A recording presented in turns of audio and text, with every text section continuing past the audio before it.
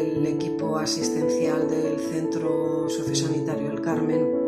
Quiero enviar a las familias de los pacientes que tenemos ingresados un abrazo muy grande.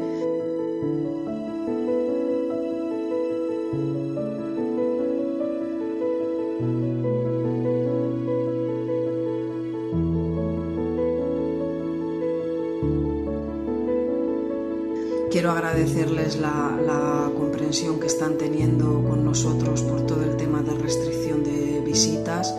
que como ya saben es una de las medidas que se han adoptado para proteger a todos los pacientes que tenemos ingresados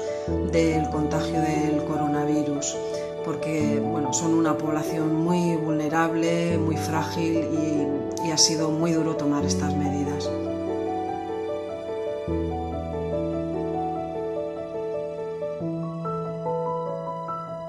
Quiero que sepan que todo el personal asistencial, médicos, enfermeras, auxiliares, fisioterapeutas, trabajo social, psicólogas, personal de limpieza, estamos intentando en la medida de nuestras posibilidades que no les falte a ninguno de sus familiares una palabra de cariño, una palabra de consuelo.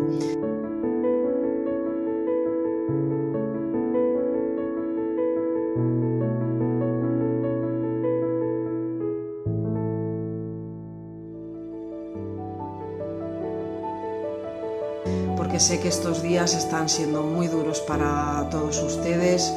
que están sufriendo mucho, y solo decirles que les echamos mucho de menos,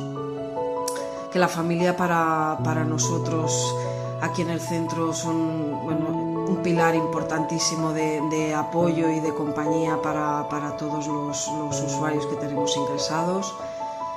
que les echamos de menos, que les enviamos un abrazo muy grande y muchísimas gracias por la comprensión y el cariño tan inmenso que nos están transmitiendo. Muchísimas gracias.